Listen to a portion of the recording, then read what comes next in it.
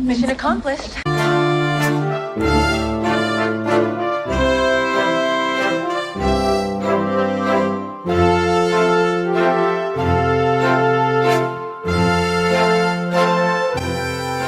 Seat as though I was like,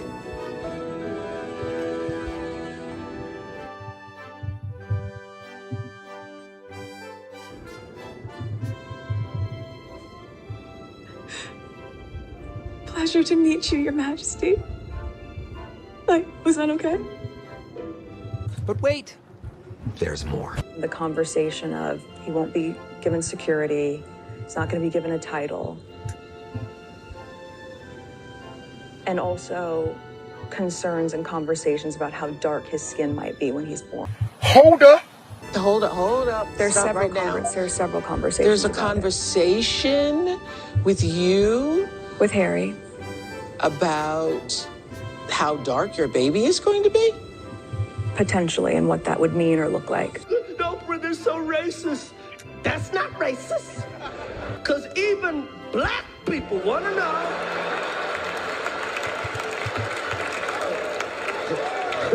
how brown the baby gonna be. That conversation I'm never going to share. Ooh, this is uncomfortable. We'll talk when we get home.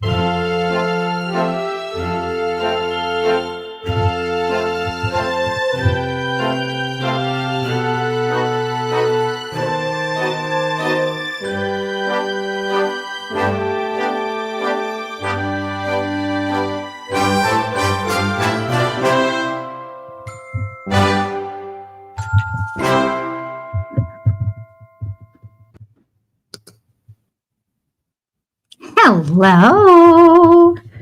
I had so many computer problems today. I'm so glad to be here. I have my laptop here as a backup, but I think we're working and we're streaming. I know, surprise. I just am so tired of organizing, cleaning, planning, preparing that I wanted to do something different and be with you people. So we're going to read some, and I'm excited. The book is getting good, right? All right, the plan is 3 chapters today. That's what I have delineated as I went through the whole book to kind of even out how many all the way through.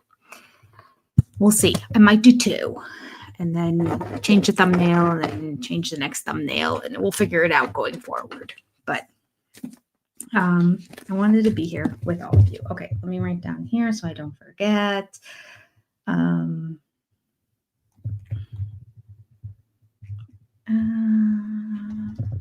Okay. Princess. I am, oh, I don't have, my name is not showing here. How come my name is not showing? Hold on, let me see. It didn't show up. I was lady in waiting today. Where is it? I think I might have to go back to the, I might disappear for a second, but I'll be right back in. Wait, unless I can do it here, but I think I have to do it as I enter. I don't think it's in any of these things. It should be. It should be once you're in here, you have the option of, oh, wait. Here we go. It is here. There we go. I'm the lady in waiting. Only because I'm like I almost put like peasant or something. I feel like all I'm doing is cleaning and running errands and trying to get my life done in between everything. Be the cleaning lady, but it didn't sound very royal. Oh, well, I'm going to be the lady in waiting, but that doesn't matter. I'm still going to put a crown on.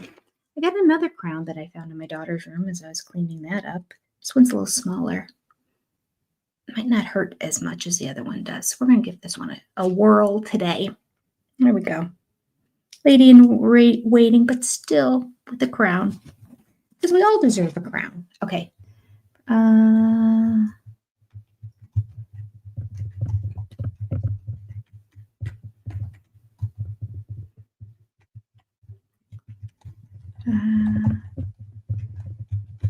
Okay. Got it. Didn't want to forget. Let me say hi to some people. To all the people. And people will be joining in because I did tell everybody yesterday, I'm not going to be doing it tonight. I know I'm not going to be doing it, and I shouldn't be. Not to mention, I should show you. Oh, I took it out of here. It's been an hour and a half today putting together it looks like a little mini lounge chair for like an 18-month-old to a 2-year-old, but it's for cats. Took me an hour and a half to figure out each one of the double-sided screws that go into each other were like factory made together. So I had to match. I just thought that they were all bad. And then I'm like, how else am I going to put this together? Only a couple of these screws work. And then I finally, it's probably a project that should have taken 15 minutes. It took me an hour and a half, but it's really cute. Neither cat has walked into it or even like inquired about it. Cosette was very interested the whole time I was putting it together. She was driving me crazy because then it was loose and it wasn't all connected and she's rubbing against it, and knocking it over. And I mean, she was driving me crazy. And so I was so excited that she was going to love the thing when it was done. No, they won't go anywhere near it. My husband suggested just putting catnip on it. I'm like, yeah, but all right, I guess we can. We'll see. All right, so we're at chapter 16. Called Hiccups today. I don't know what hiccups they are, but we'll see. All right. Hello, Kathy. First one in the house today.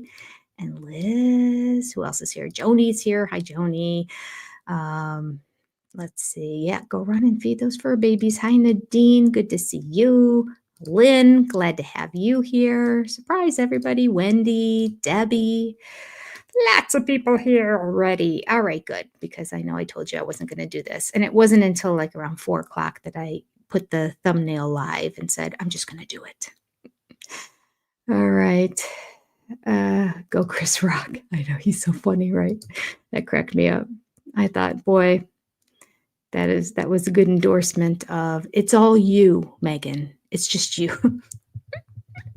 You're the one acting like this. Stop being a victim. Okay. Scroll. I just want to see if there's anyone I missed. Rachel. Hi, Rachel. Good to see you. And hopefully, hello, Lynn again. Has anyone seen the leaked passages from Christine's book? I have not. I have been knee deep in bleach, and we don't even need to go into all of it. You don't even want to know. You don't want to know. But I had to make a nail appointment for Friday because these aren't going to make it. They're going to look so good. Did you ever get to that point? I mean, it's good. It's good, clean. I actually really, really enjoy it because I like a clean house. It's just not a clean house because I never have time to clean the house. So like, this is a time that I'm vacuuming out all the windowsills and getting a little knife in the corner of any gunk that's in there, and just like the dirt that accumulates over 6 months' time, that I never did the spring cleaning. The spring cleaning didn't happen. It was the same cleaning that happens all year round. So now it's happening a couple days before everyone arrives. It's all right. It's all right. We're good. The beauty is it's going to be all clean. And that's going to make me a happy woman. Okay. Hiccups. Oh, you like the green nail? Thank you. A very cabaret. Oh, Wendy. Okay, very dun dun dun dun dun dun dun dun. I have these because we did a fall autumn themed scrapbooking retreat 2 weeks ago. So I did them right before that. So I really could push them another week, but they're going to get so beat up. And I'll be honest, not a whole lot is going with them. Not a whole lot is matching them. So I'm going to go more neutral. We're going to just do a light pink or a white or something. So I don't have to think about it this weekend. Okay. Hiccups. Here we go. Again, we will read 2 chapters for sure. Maybe 3. We'll see. Meghan spent Christmas 2016 in a Santa Monica hotel. Thomas and Doria joined her there. Thomas was still glowing from Meghan's message on Father's Day in June. Superimposed on a photo of herself as a baby with him, she wrote, "Happy Father's Day, Daddy. I'm still your buckaroo. And to this day, your hugs are still the best in the whole wide world. Thanks for my work ethic, for the importance of handwritten thank you notes, and for giving me a signature Markle nose. I love you so, Bean." Didn't she have a nose job? I mean, I think somebody said recently she had another nose job, and that's why she's been kind of out of the media for a while, not because of all the scandal. So they're putting pictures next to each other. I don't know. I can't tell. But I feel like just in general, she has a different nose than when she was in pictures as a teen. They say your nose and your nails, your hair, your nails, and your nose are the only things that continue to grow as you get older, which I'm not thrilled with, but it is what it is. Nevertheless, her nose seemed to have gotten like skinnier over time, didn't it? The tip of it, she like has a very, very distinct tip on her nose that she didn't have when she was in her elementary school and high school pictures.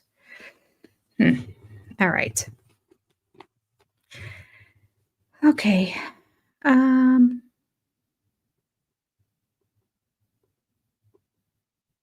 At the end of dinner, Meghan said to her father, "Stay here for the night."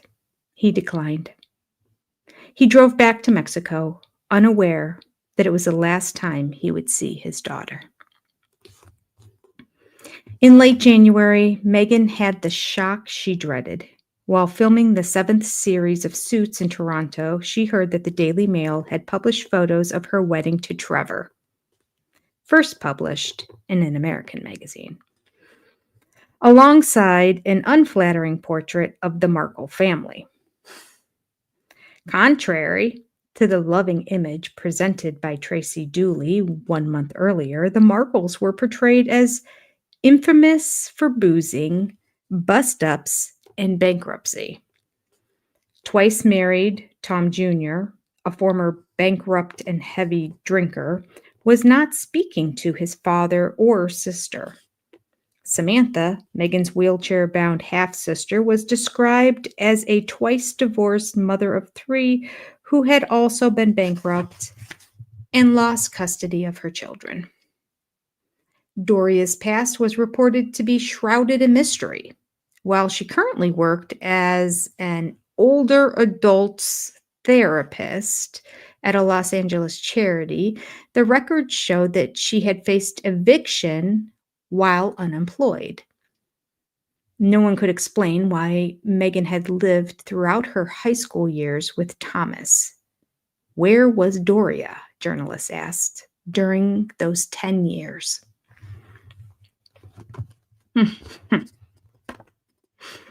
Other newspapers were more positive.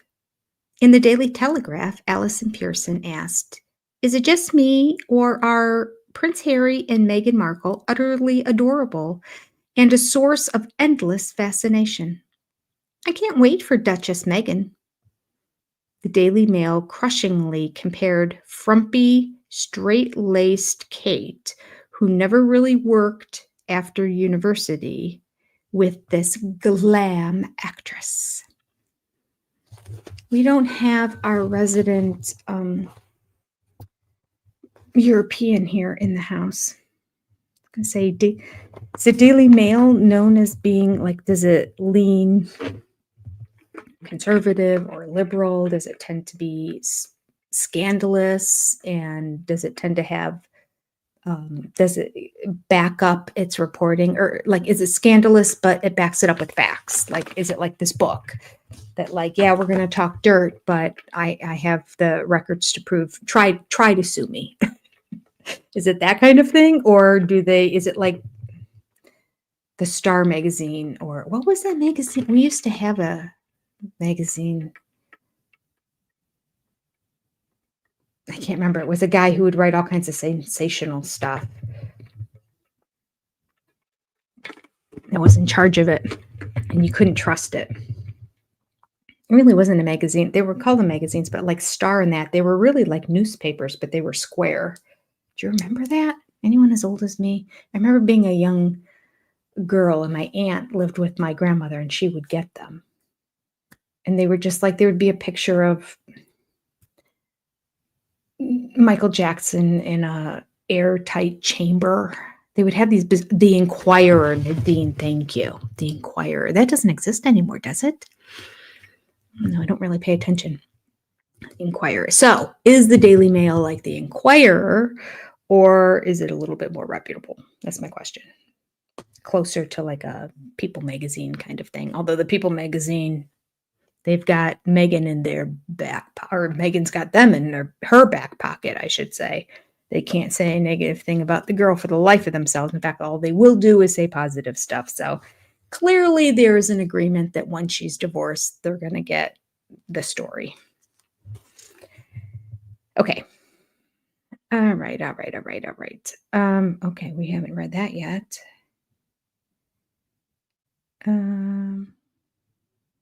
Other newspapers. Oh, we read that. Once again, Meghan's attitude towards the media dictated her relationship with Harry. She craved publicity, but only on her terms. Any reports or photographs which were not wholeheartedly uncritical and personally approved by her and her Californian publicists were deemed hostile. Total control was essential. She appeared unwilling to accept that her demands were futile in London.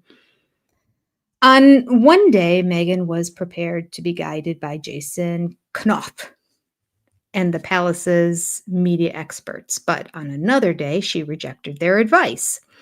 A telephone call from Knopf advised her that wearing her M and H necklace only encouraged photographers and the media. That was precisely infringing the privacy she sought. Close to tears and completely distraught, she called a friend and pleaded, "I can't win. They make out like I'm to blame for these pictures, that it looks like I'm encouraging them. I don't know what to say," according to an admirer.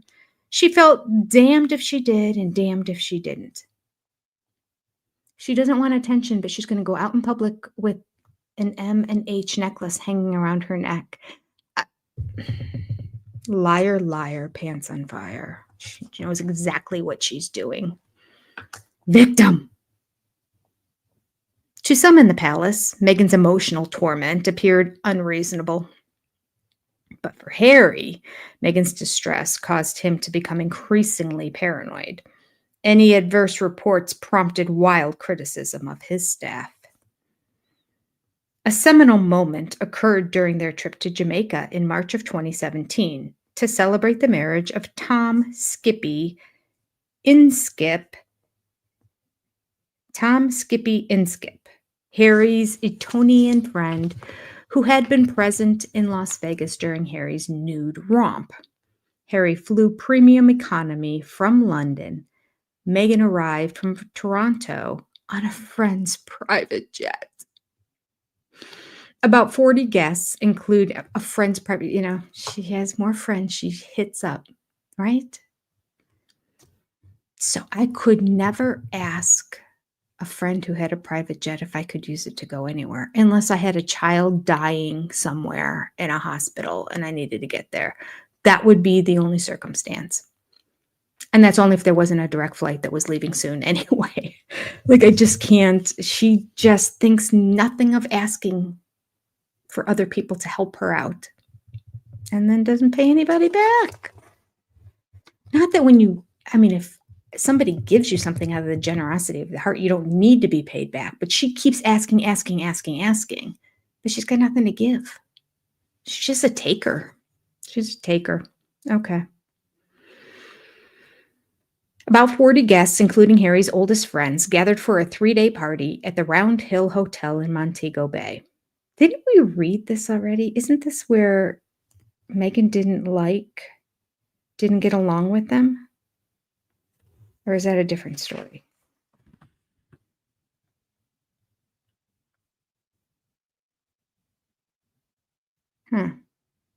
Okay, I'm going to keep reading and see.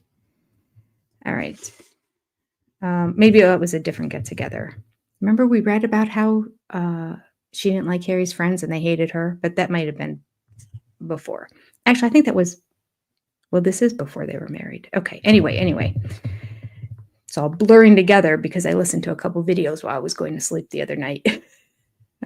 Kind of the relationship.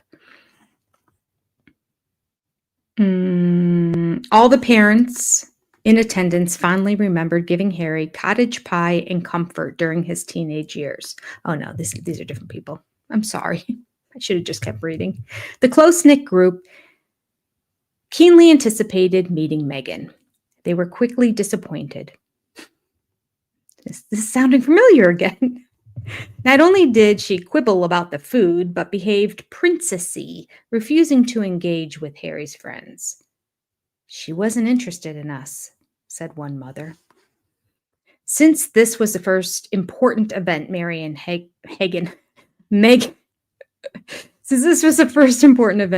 and Harry had appeared at together, there was certain to be media interest. Secluded in the resort's most isolated villa, Harry spotted a photographer in the bushes. Although he was wearing a swimming costume. Oh, they don't call them swimsuits in London? They're called costumes? He became incandescent. Harry's friends were puzzled by his particularly violent outbursts, considering the frequency of similar previous incidences in his life. Their suspicion of Meghan increased. The sentiment was mutual. Meghan disliked Inskip and his crowd. Their jokes and their attitude towards the world were unacceptable to her. The photographs were never published. Over the following weeks, Harry's friends agreed that he was rushing too fast toward marriage. Uneasy about the influence on Harry of the women who had suddenly walked into their lives, their instincts warned them to beware of the intruder. Several shared their fears with William. Inskip was among the first to tell Harry to be cautious. Best to be sure, he said. William spoke next. Don't feel like you need to rush this, he said to his brother.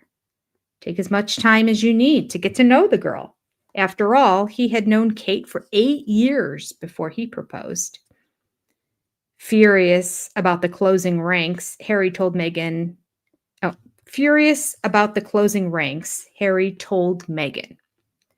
Both agreed that they were victims of racism. That's crazy. William fumed Harry, was a snob. And this is such a diss on Black people to say that because she's half Black, That's why they're saying she's such a biatch. I mean, it's so rude for her to imply you guys don't like this attitude because this is my black side and you're being racist. That's a horrible thing for her to say. She doesn't realize how she's being, well, first of all, clearly she's being racist by saying they're being racist.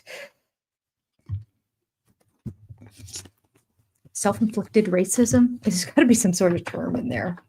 But it's just like, why would she say that? Because they don't like me, because they say I'm being rude, because they think I need more time. It's because I'm black. It's such a, it's just such a disservice to people who are black. That's all I'm saying. All right.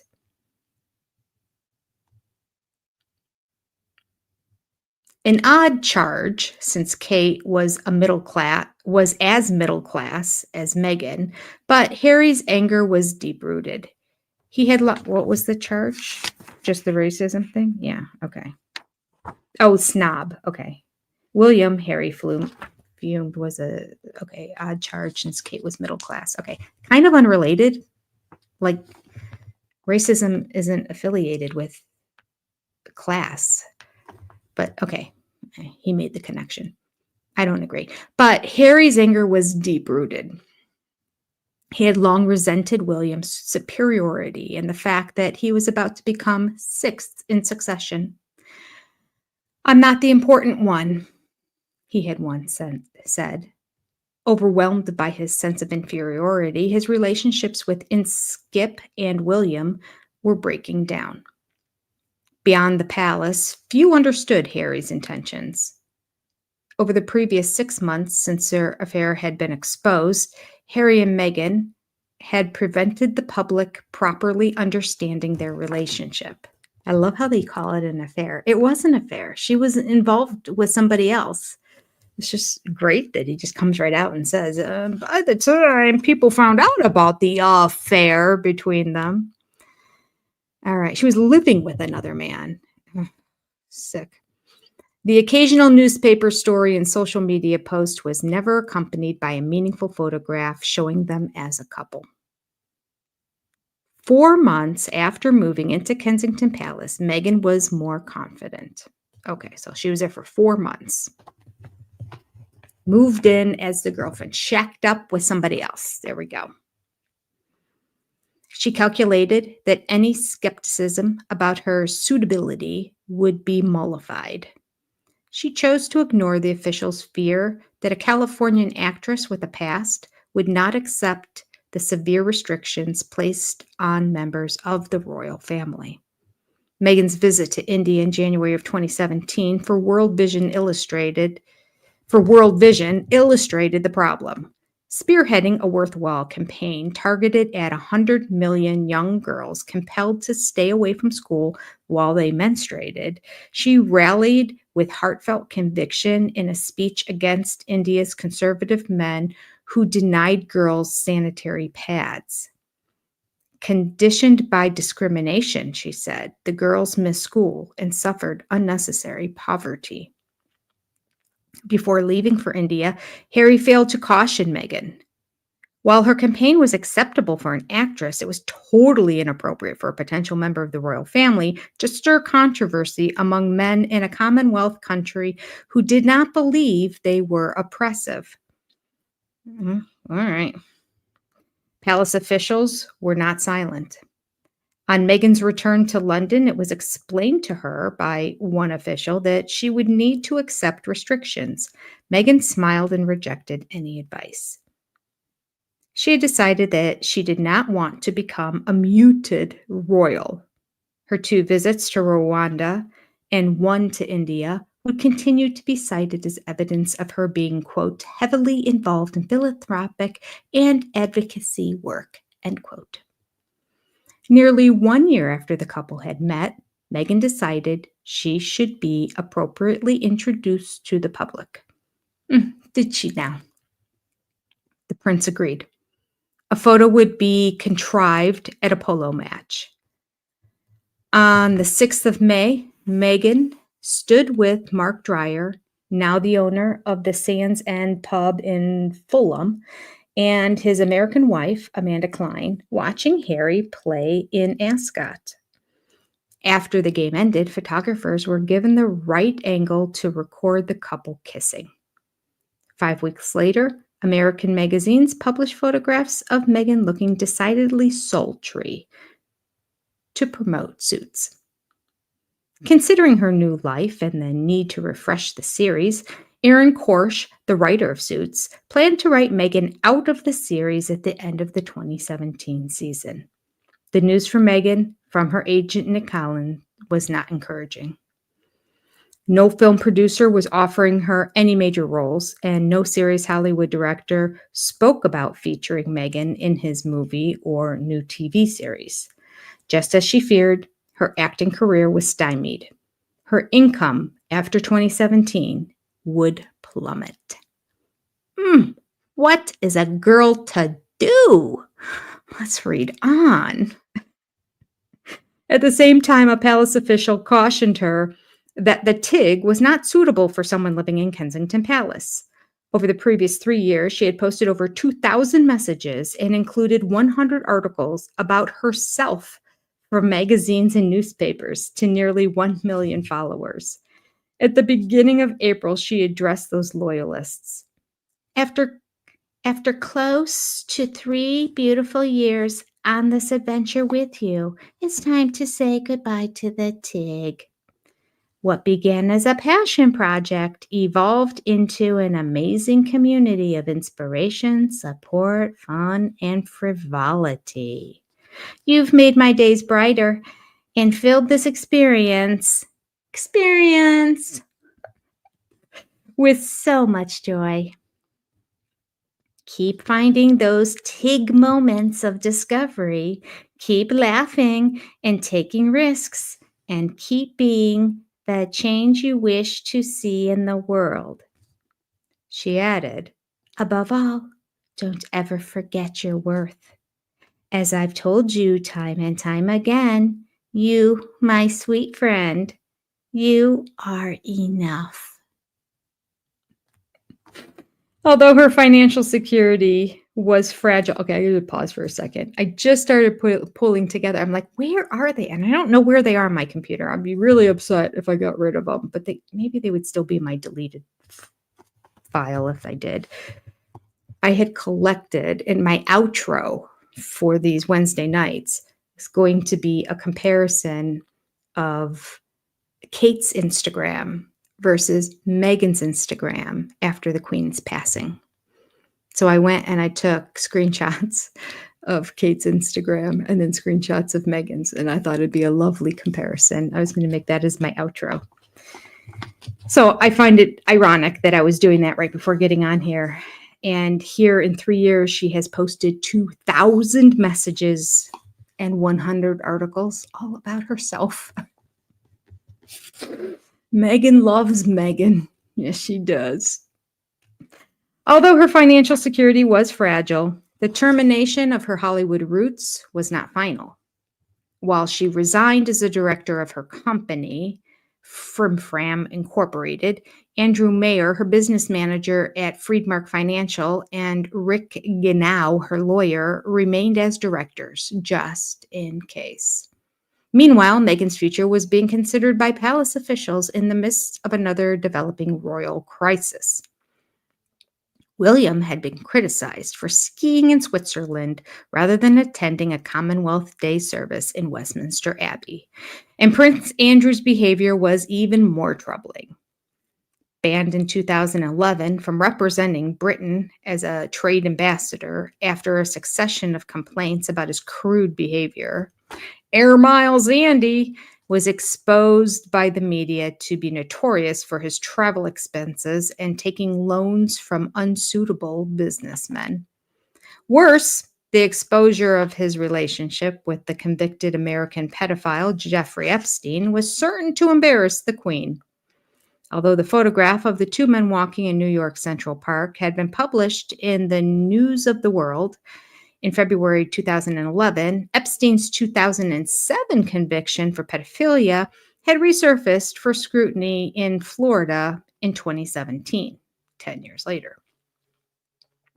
Randy Andy's serial misconduct was scrutinized by Christopher Geit, the Queen's tall, authoritative private secretary wearing Whitehall's most polished black shoes.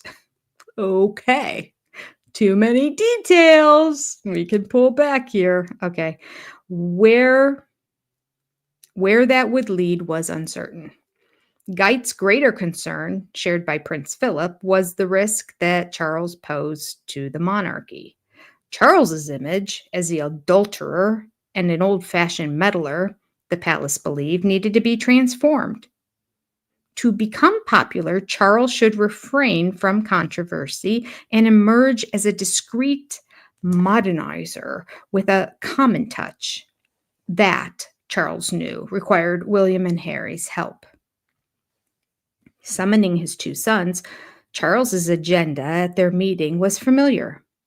Ever since Prince Philip had told the family's way-ahead meeting in 1996 that to survive, the monarchy needed to slim down, Charles had tried to reduce the numbers appearing on Buckingham Palace's balcony. Among the first to be cut after 2002 was Prince Andrew and his daughters. By 2012, Charles had limited the numbers to merely 6: the Queen, Charles and Camilla, William and Kate, and Harry. Over the following years, there were always doubts whether the slimmed-down version would survive. Would pressure from the minor royals compel Charles to allow them to reappear on the balcony? The argument reemerged in August of 2017. With Philip's retirement and in anticipation of the Queen undertaking fewer public duties, the monarch's future rested upon William and Kate. The couple were to be promoted as a focal point for the nation. Eventually, their children would be asked to represent the monarchy. In that scenario, Harry would be heavily engaged for the next 10 years, and then, as his royal duties declined, he would be free to pursue his own life. Harry agreed to the plan without mentioning his frustrations. Organizing his charities and starring in a few public meetings was not satisfactory in the long term. Living in a small house in Kensington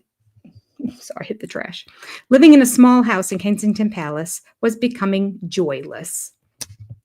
Life with Meghan promised an escape. Geit suspected that Harry, with Meghan's influence, was looking for an alternative future. Looming was the broadcast of a soul-searching TV documentary made by William and Harry about Diana. That was certain to cause problems, highlighting Geit's inability to coordinate, let alone control, the 4 princes, Charles, Harry, William, and Andrew. He feared that their antics made protecting their privacy harder and could damage the monarchy.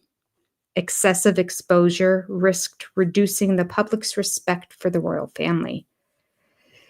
Too late, Geit discovered that Harry had been encouraged by Meghan to share his truth about his mental state. Harry first disclosed his mental anguish at a Heads Together event in Kensington Palace on the 25th of July, 2016. Anyone, he told the audience, can suffer from mental health problems, even a member of the royal family. To encourage others to speak about their mental health, the young royal appeared at ease with himself and his role. A confident, charming, increasingly gracious man, relaxed in the knowledge that the public was on his side. His talent was to make people feel he was one of them. Praised by many for his courage and honesty, few realized in 2016 that the apparently fun prince had sought psychiatric help. He had taken up boxing to control his aggression. Harry struck a chord. The public's sympathy increased. Meghan added a twist. Encouraged by Meghan that his old British stiff upper lip should be replaced by honest confession, Harry offered himself to Byron Gordon, a British journalist of the Daily Telegraph, as a haunting victim addressing the catastrophic impact of Diana's death on his life. Ignoring Geit's concerns, he laid bare his total chaos since 2012 to a woman who confessed to having also suffered from personal problems: alcoholism, depression, drug addiction. "I just didn't know what was wrong with me," he told Gordon. I had probably been very close to a complete breakdown on numerous occasions." He thanked William for urging him to seek psychiatric help. "Life had become better once I offloaded my stuff to somebody else." The analysis, he revealed, was unsurprising. "Losing my mom at the age of 12 and therefore shutting down all my emotions for the last 20 years has had quite a serious effect, not only on my personal life, but my work as well. My way of dealing with it was sticking my head in the sand, refusing ever to think about my mom, because why would that help? It's only going to make you sad." Working for Invictus and meeting injured soldiers had helped park his own interests. Park. I thought I was going to say perk, but it doesn't. It says park. Park his own interests to listen to others. They loved him for listening to their problems. He added later, keeping quiet was only ever going to make it worse. Speaking about his personal problems had become a priority. Harry's promise of future confessions alarmed Geit. The potential damage the senior official decided required a plan of action. He acted on the widespread assumption he would remain in office until the Queen died. To reassert the Queen's unquestioned authority, Geit summoned all 500 of the royal staff from across Britain to a meeting in Buckingham Palace on the 4th of May. The pretext was the anticipated last official engagement of 96-year-old Prince Philip, his 22,219th in August. Geit told his audience that Philip's retirement was an opportunity to pause, reflect, and refocus on the family. The discordant relations among the royals and their self-indulgence, he implied, had to end. Everyone should work to serve the Queen. All the palaces would be subject to Buckingham Palace's overriding veto. Coordinating the courts of Buckingham Palace, Kensington Palace, and Clarence House had been an unfulfilled ambition for his 4 years. The reaction from two princes to Geit's initiative was hostile. They're so used to the luxury. I need 3 houses. His well-meaning attempt backfired. Out of self-interest, Charles and Andrew were united in outrage. Oh, they're getting along. Neither saw Geit as an ally. Both asked the Queen to dismiss her private secretary. Their mother was too weak to resist. Geit's demise coincided with his suspicions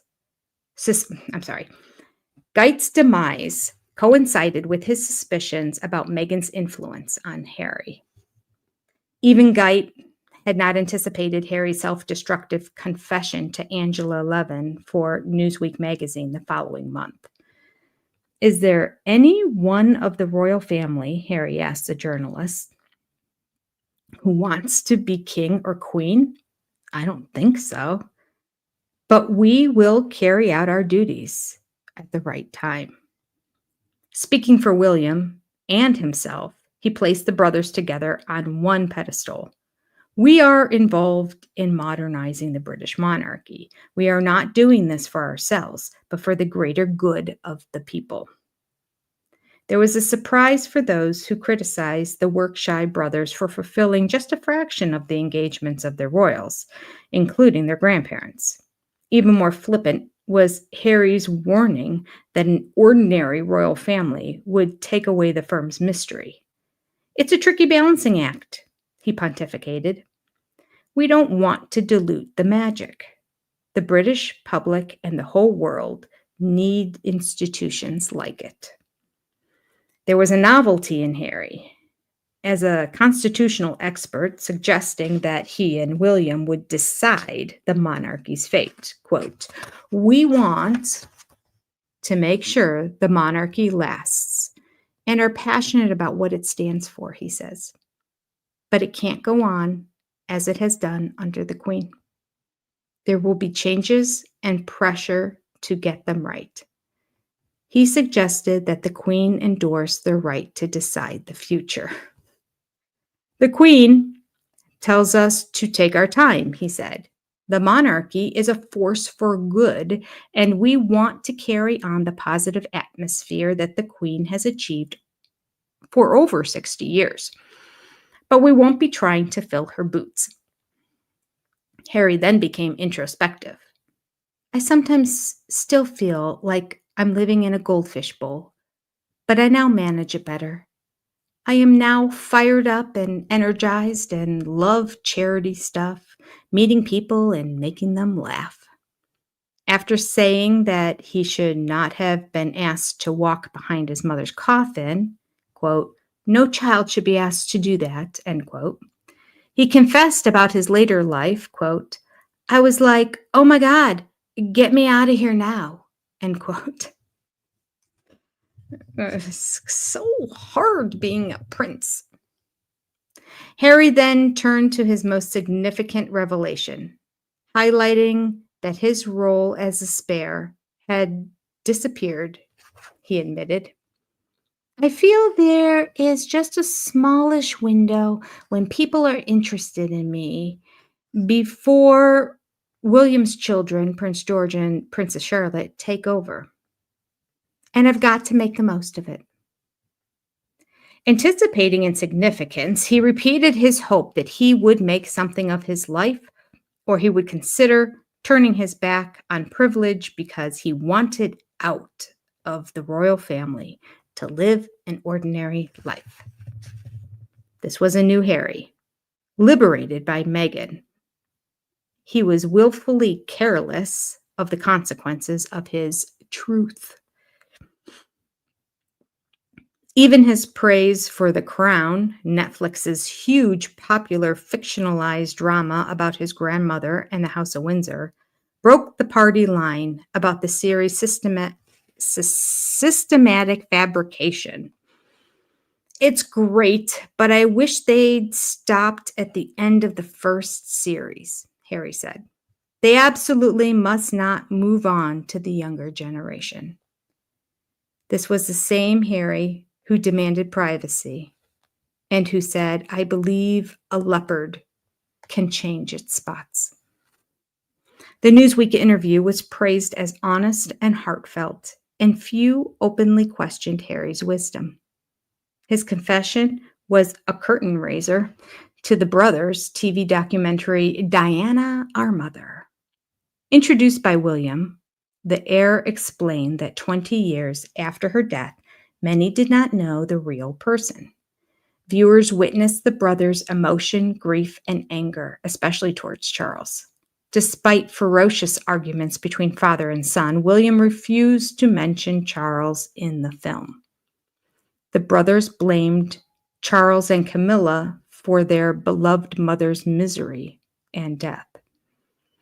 Christopher Guite's worst fears had materialized. The divisions between the three palaces were irreconcilable. Charles's and Camilla's popularity ratings fell sharply, and Charles's hope that William and Harry would agree to support Camilla as a future queen was again uncertain. Amid the unrest, Guite departed on the 31st of July, 2017.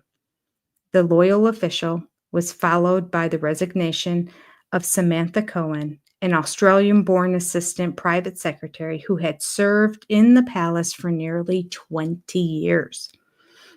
Quote, "Turmoil at the palace as Queen's right-hand man to quit, end quote, was the headline, anticipating mayhem. Geit's successor, Edward Young, his portly deputy, was not as highly rated. At the outset, Young made a fundamental error. Instead of insisting that in the interests of the monarchy's well-being, Geit's plans for coordination between the palaces was a non-negotiable condition for him accepting the post, he followed the princes to take control. Therefore, Young lacked the authority to influence the media strategy in other palaces. Amid those, last paragraph. Amid those seismic changes, no outsider in London had yet grasped the importance of Meghan's influence. For most, she remained invisible.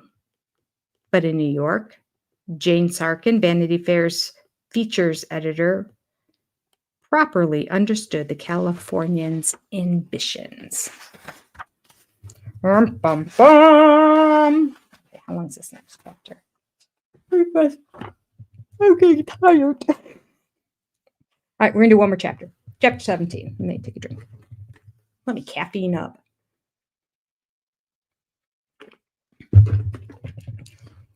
Okay. Okay.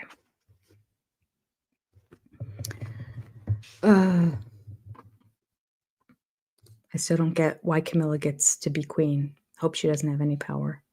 Technically, she's queen consort. She has no power. She is married to King Charles. When Charles passes, Camilla will be out. Queen mom. Yes. Although there are a couple things that she said to Kate that I've heard on social media. Like, I'm trying to think what it is. Like, what she wouldn't let her wear a certain crown for something. So Kate went ahead and wore it, not at the event that Camilla was at, but she wore it at something else. I'm trying to think. They were like little things like that, but there were things that she was demanding, and they were always of Kate. I guess she feels like Kate she can push around. If those are true. Again, it was some thumbnail, and I couldn't even tell you the source, so maybe none of it's true. But yeah, after after Charles passes away, that's it. William's in charge. He'll set things right for his Kate with Camilla and with Harry. It'll be good. Jane Sarkin, not that I'm wishing the death of anybody. I'm just saying we know that Charles has terminal cancer, so the time is coming. Jane Sarkin, this is called Vanity Fair. Jane Sarkin pitched to Graydon Carter, the magazine's famous editor-in-chief, that Meghan would be offered not only an interview in the illustrious magazine, but also a guarantee to feature on the front cover. Carter, famed as a man ahead of the curve, had never heard of Meghan on Suits. Nevertheless, he was persuaded that Harry's latest girlfriend was destined to change the royal family. When the call came, Meghan was ecstatic. I'm pretty certain she was never on the cover of an American Vanity Fair. Okay, well, let's read on. Maybe it'll say. The messenger was Keely Thomas Morgan, a partner of the Sunshine Sachs, the Los Angeles public relations agency. After the agency's years of struggle to get Meghan noticed, Vanity Fair's approach proved that her relationship with Harry was priceless. For Meghan, Keely Thomas Morgan's news was electrifying. Thousands of Hollywood wannabes, she knew, had begged Graydon Carter for Vanity Fair's recognition. Getting the cover photo was the ultimate prize, an endorsement of enduring celebrity. She would be globally famous forever. The amazing bonus, was the magazine's offer that Peter Lindbergh, the famous German fashion photographer, would spend a day with Meghan in the London studio. Living with Harry had already transformed her life. The feature could even prompt Harry to announce their engagement, delayed, according to Harry, until the Queen's formal approval on her return from Balmoral in the autumn. I mean, Scotland's not far from England. He can just go over and ask her. Like, it's so crazy. This is crazy. They don't act like family. Harry had proposed to Meghan in Nottingham Cottage one evening while she cooked roast chicken, going down on one knee to utter the traditional offer. She could hardly wait to say yes. I do want to know where all of a sudden those pictures are where he's outside and there's a blanket and there's like rose petals and champagne or something and he's on one knee in front of her. Because that doesn't match this kitchen story that she's been telling us and the kitchen story that's here in the book. Maybe he'll talk about it. We'll see. Harry gave her a ring that he had commissioned with 2 of Diana's diamonds set in yellow Botswana gold. He was particularly proud of his design. Meghan did not conceal her excitement, even though she was secretly determined to have the ring redesigned as soon as possible. She's something, isn't she? So appreciative. 2 of Princess Diana's diamonds, encased in Botswanan gold. I'll fix this later. Okay. Harry next called Thomas Markle, asking for his approval. Yes, so long as you don't raise your hand against her, replied Thomas. Within less than 5 minutes, the conversation was over. Thomas was sworn to secrecy. Harry did not suggest that they would meet before the wedding. Wouldn't it have been nice for Harry to just jump on a plane over to America? And nope, he was in Mexico. Wouldn't it have been nice if he would have jumped on a plane to Mexico to meet Meghan's father in person for the first time and ask for her hand in marriage? Maybe take the man out for a drink or for dinner, and then he could fly home the same day. Okay. The engagement was unknown to Keely Thomas Morgan, as she gave a carefully measured response to Vanity Fair. Of course, Meghan would be delighted, but she doesn't want a piece about her. It should represent her as a major actor and especially as an activist and a philanthropist. The interview would introduce Meghan to the world. And Thomas Morgan added, the peg for the interview should emphasize the 100th episode of Suits. Harry, she revealed, had only agreed to the article because, as Meghan declared, the producers wanted to celebrate Suits. Meghan convinces Harry that she's going to do this publicity and get on the cover. All the stuff that they're complaining about, all the paparazzi, all the attention, all the publicity. No, she's convincing them because, Suits wants it. And, she's got to serve Suits because she's going to be on that show for a year. Oh, no, they already let her know they're writing her off the show. Okay. By then, Meghan's relationship with some Suits actors was troubled. An argument had erupted over Sarah Rafferty. Meghan had asked Lori Sale, her merchandising agent, to consider representing Rafferty, a redhead older than her, for commercial endorsement contracts. The two met, and Sale was enthusiastic. Hearing the news, Meghan called and accused Sale of a conflict of interest. Sale was perplexed. Not only had Meghan asked her to represent Rafferty, but the two actresses were not competitors. Oh, wait, what am I missing? Sale was perplexed when she got the phone call. Not only had Meghan asked her to represent Rafferty, but the two actresses were not competitors. I'm going to read on. Okay. Meghan's behavior hardly chimed with her recent plea on a TV program about self-esteem. To be, quote, kind to yourself and not to be judgmental and so unkind. I wouldn't treat my best friend that way, end quote. Sale was the latest to discover the nature of Meghan's sincerity. I thought I was going to say insincerity. It doesn't, it's a sincerity. She was two characters, one concealed and one fictional, with a baffling tendency to switch from idolizing to belittling a friend. Once again, Meghan was accused of being manipulative, a criticism which several Suits actors shared but did not disclose to outsiders. Meghan's behavior remained a secret among the Suits family and was unknown to the Vanity Fair team. Sam Kashner, a longstanding contributing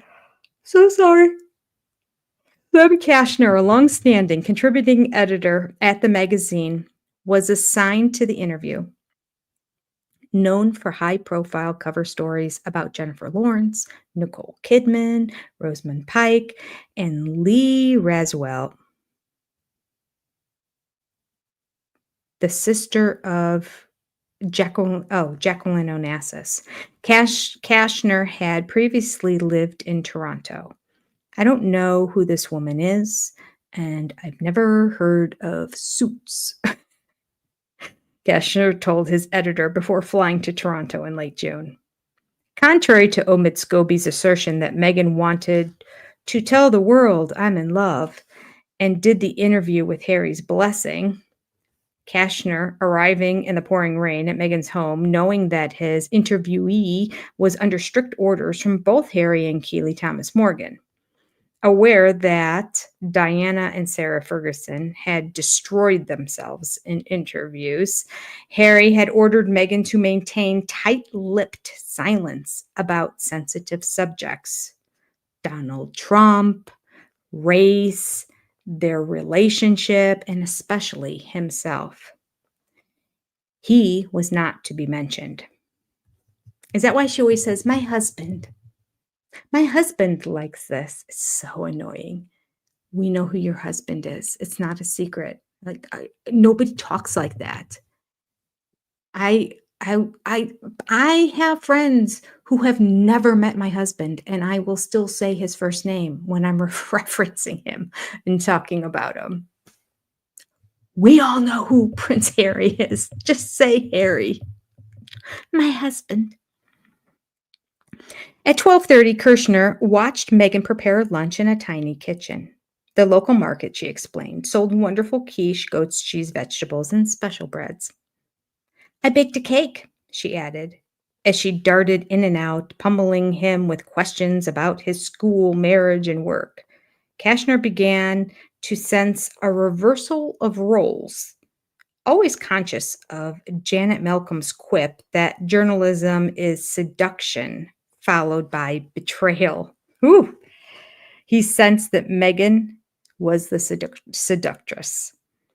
Looking around, Kashner noticed that the kitchen walls were covered with photos of herself, and the books piled on the coffee table were picture guides and history books of London.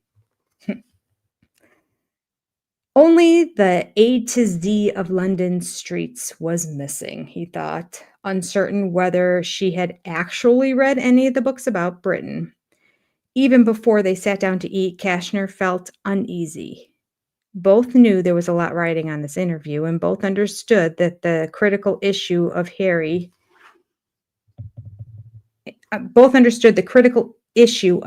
had been vetoed.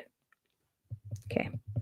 Meghan spoke, he realized, knowing that she had the winning ticket, but avoiding giving the impression of triumphalism. I don't think it's a word, but okay. However, as she spoke about my speech to the United Nations, and her success as an 11-year-old against Procter and Gamble.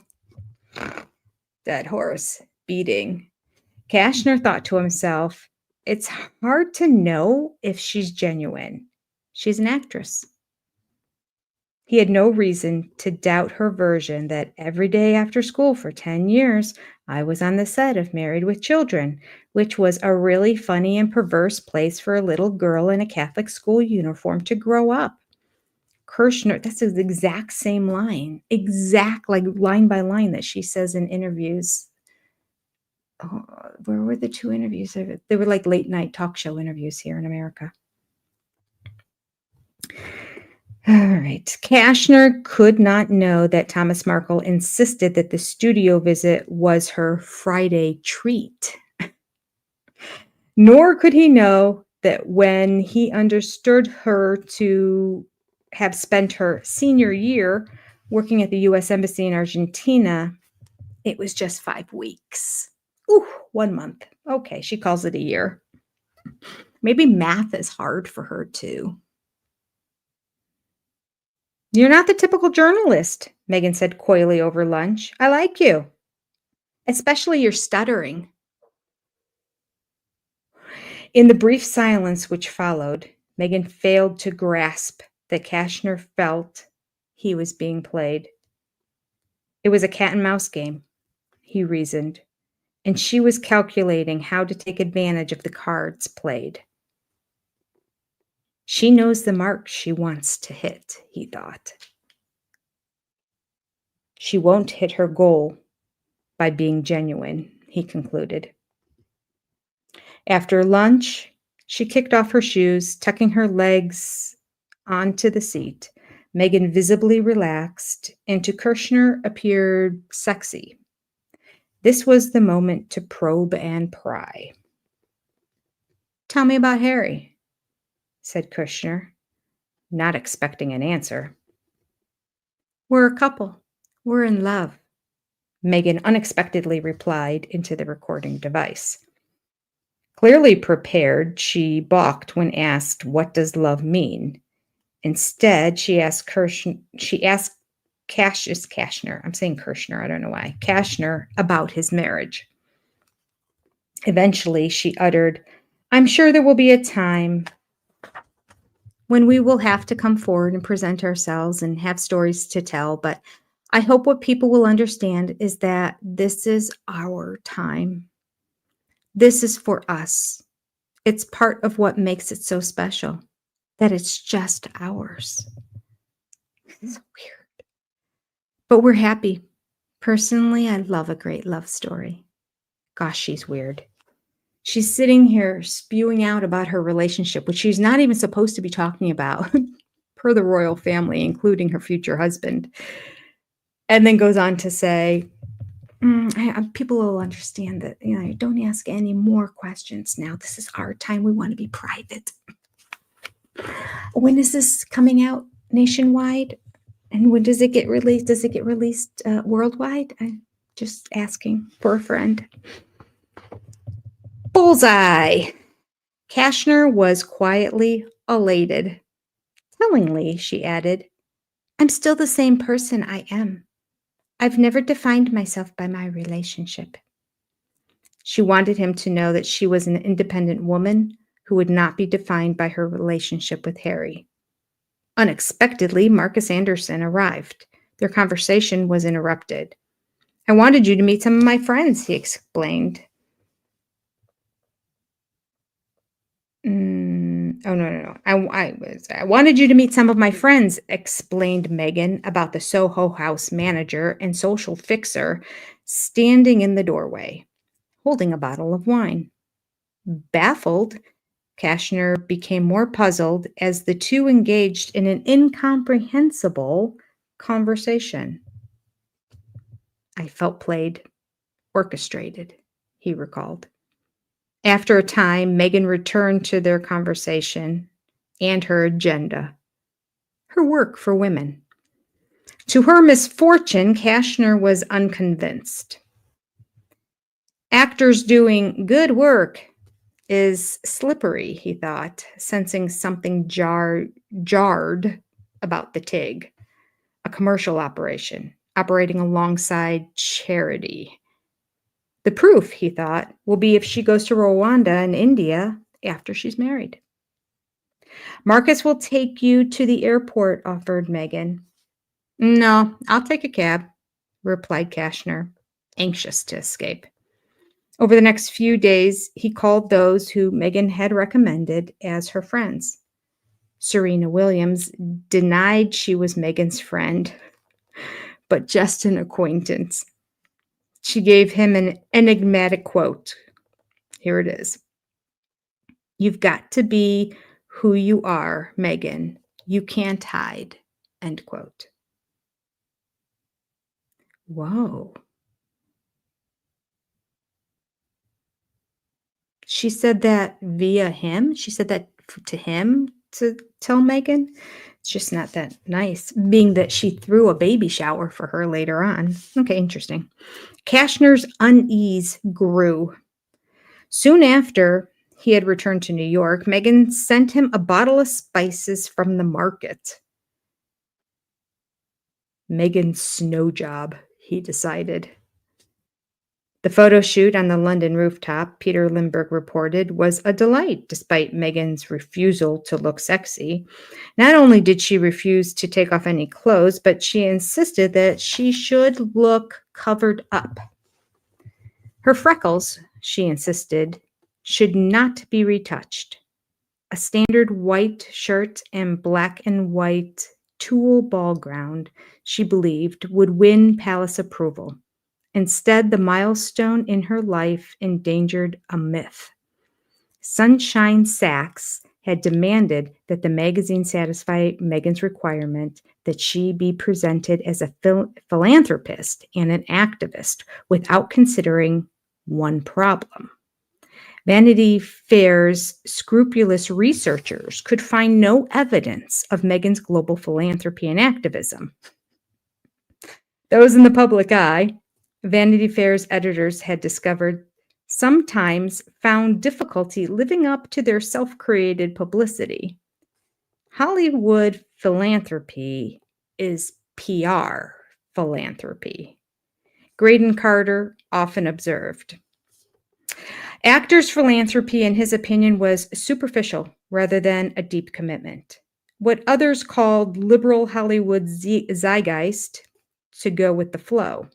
Eventually, the fable threatened to consume the person. Keely Thomas Morgan gave the impression she expected that reality to be glossed over. Reading Kashner's completed interview, Vanity Fair's editor knew the article was a huge coup for the magazine. The familiar and well-rehearsed profile gush about the dilemma of ticking the race box at school, the mixed race dolls, and the Los Angeles riots was good color. But her revelation was sensational. We're a couple. We're in love. Was guaranteed front-page headlines. Meghan's interview took the royal family into uncharted waters. Intentionally, she had revealed her master plan. As the magazine was printed, Meghan was celebrating her 36th birthday with Harry in Botswana. Accompanied by a team of bodyguards, she had traveled like royalty and was cared for like the princess she soon expected to be. Meghan had brought with her to Botswana a copy of Pride, a small circulation magazine aimed at mixed race and Black Britons. The magazine featured an interview with her. Oh, no wonder she was reading it. I'm like, is she just doing this for a show so that they take a picture of her holding it? But no. She's in it. So she's reading it.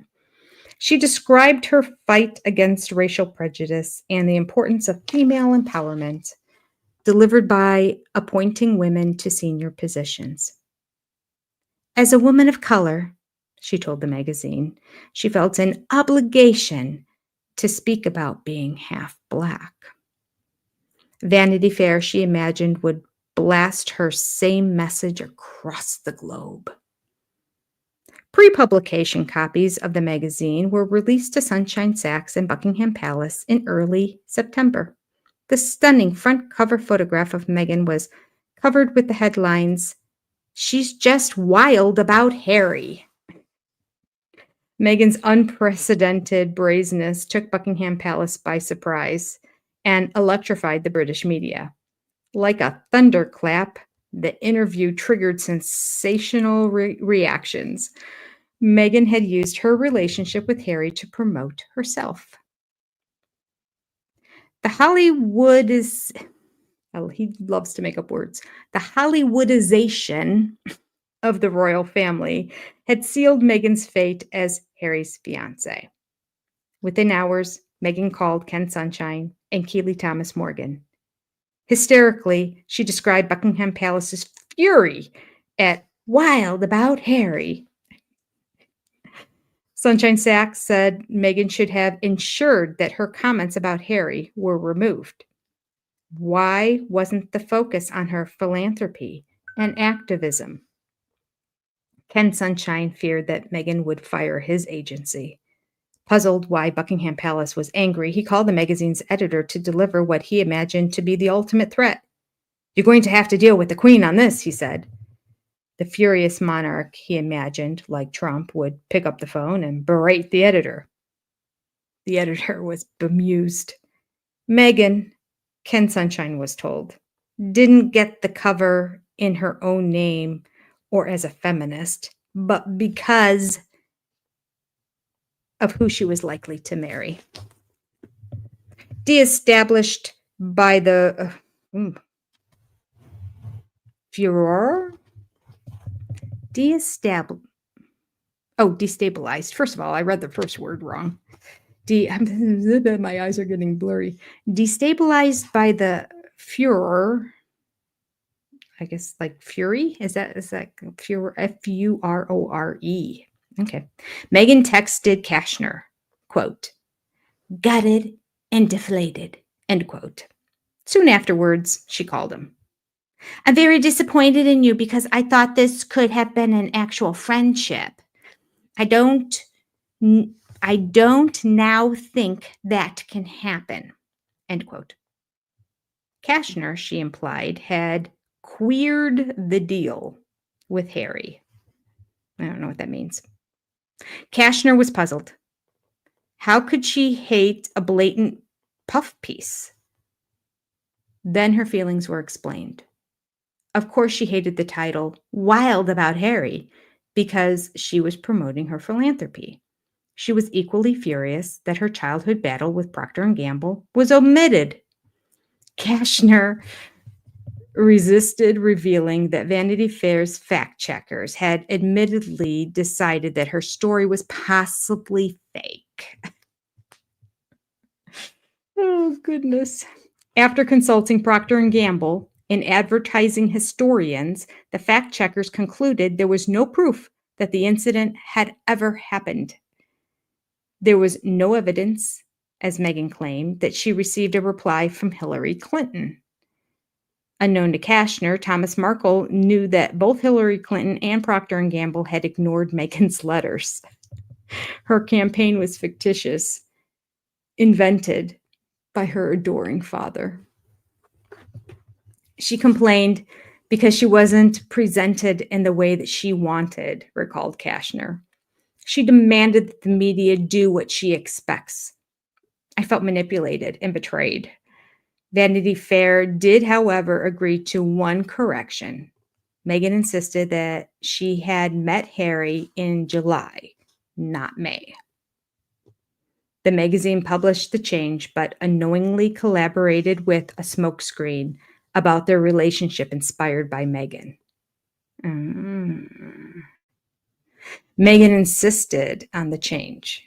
There was speculation that until mid-July, she was still living with Corey Vitiello.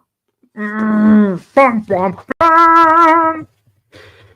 love that it's in black and white. Scandalous. For 2 months. 2 months. She's dating Harry. Okay. As the anger subsided, Meghan reconsidered her fate. The producers and the cast of Suits were awestruck that the actor from their cult series, with a mere 1.5 million audience, had made Vanity Fair's cover. Their only disappointment was that the royal relationship did not improve the ratings, not by a single percentage. On the positive side, Harry remained utterly loyal. As Sarah Vine, a Daily Mail columnist concluded, Meghan had ticked this box and customized her relationship as a new chapter. Left unanswered was Vine's rhetorical question. Did Meghan imagine that joining the Windsors was just another spicy chapter in her life, but on a grander stage? All right. Reversing the narrative was impossible. Through Kashner, Meghan had made clear to Buckingham Palace that she would be unwilling to obey their rules. Protocol was irrelevant to her. Unlike the other young women who married the Windsors, she would not remain silent. In London, Harry's family and their senior advisors were subdued. This was not an issue, as some would later assert, about the palace's handling or mismanagement of Meghan. Nothing could be done. The besotted prince ignored the warnings that Meghan spelled trouble for the palace. End of the chapter. Okay. Next week we will start with Spotlight. I swear. Oh, it's Vogue that I'm thinking of. So she was in Vanity Fair. She wasn't in Vogue. That's it. In my little intro, do I mention that it's Vogue or Vanity Fair? Because she was on Vanity Fair. I think she was on a cover of Vogue in like Vogue Canada or I don't know, Vogue Ireland or something like that. But like the Vogue in America, she was never on. All right. Just like Cody Brown, check another box. Yep. It's really, they only had 1 million people watching the show. Oh my goodness. She's so damn overdramatic. Darn press, for heaven's sake. Not your cousin. Yes.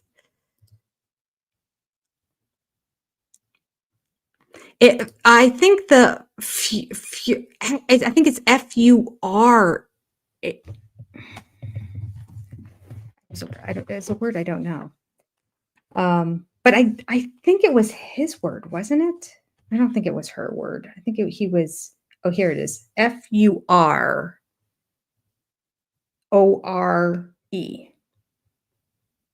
Yeah, and he wrote it. Destabilized by the furor, Meghan texted Kashner.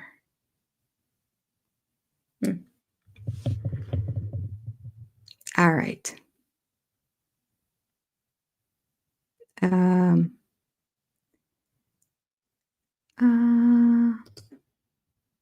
She wanted to be known as half black before Harry. Oh, did she? When?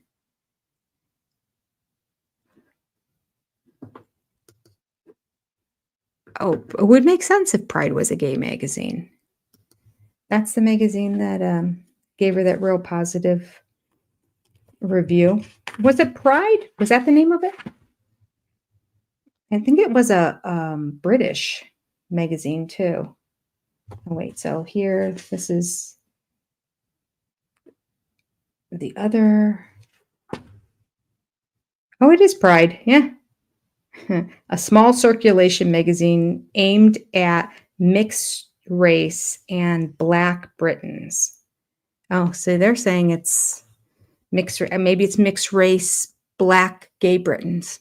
It's a very, very small circulation.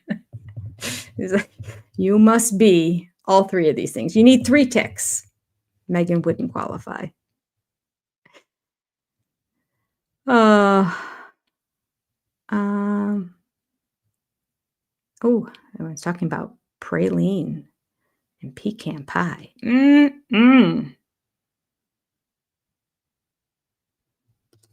Didn't she bash Married with Children, saying it was anti-women or some craziness? I mean, she probably did. It kind of was. I mean, that was sort of the humor of it. Like, that was back when we just made fun of everything. And it was all funny. Now, I don't even think they play reruns of half the shows that we watched growing up. I mean, my goodness, Archie Bunker couldn't have been more of a chauvinist, but it was a funny show. Okay, it was not my cat. That was your cat meowing because the door is closed. I didn't mean to close the door, but my husband was still awake and I didn't know how loud it would be.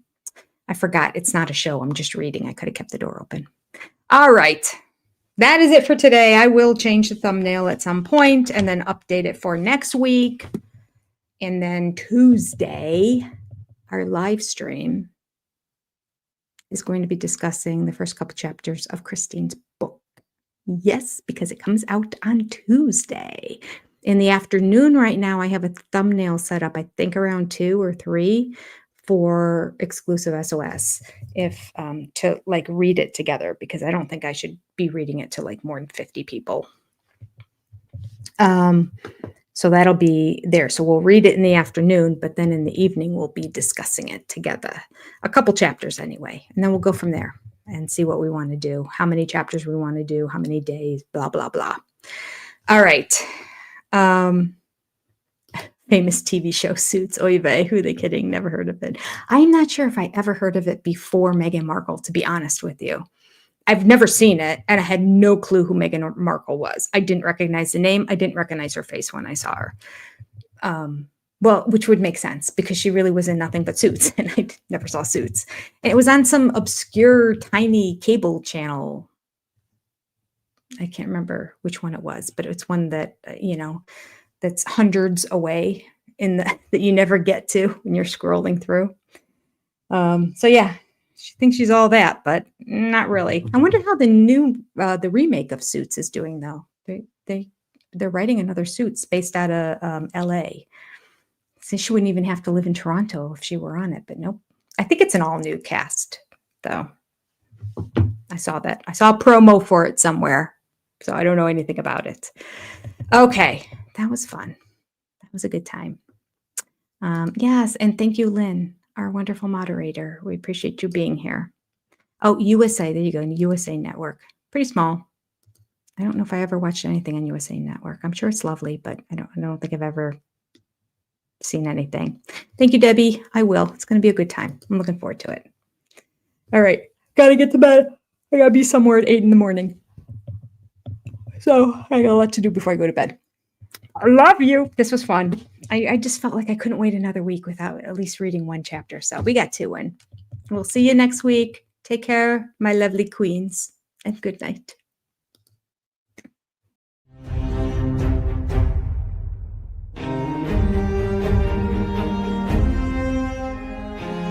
I remember when Sonny and Cher got divorced when I was 6, and it rattled me. I had a lover in college, and it was a little tryst. I was a naughty boy.